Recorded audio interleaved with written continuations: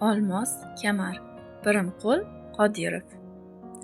Buva, ota-ona, o'g'il-qiz.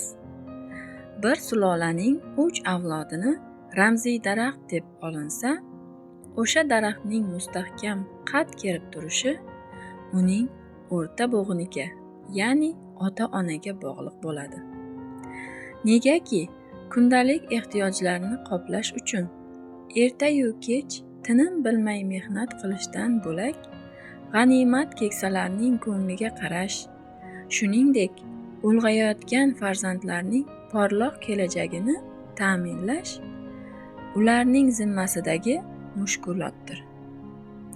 Hayotning bunday mas'uliyatli damlarida o'rta bo'g'inning biron layoqatsizlikka yo'l qo'yishga haqqi yo'q.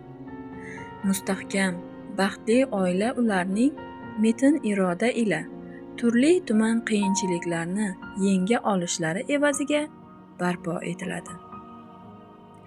Mohir adib Olmos Kamar asarida ota-onaning qariyalar va bolalar oldidagi muhim rolini hayotiy voqealar bilan ishonarli tasvirlaydi.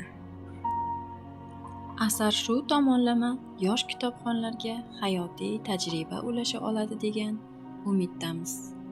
Aziz kitobxonlar, ushbu Pirimqul Qodirovning Olmos Kamar kitobining yangi tahrirdagi sonini Do'stlik tuman axborot kutubxona markazida o'qishingiz mumkin.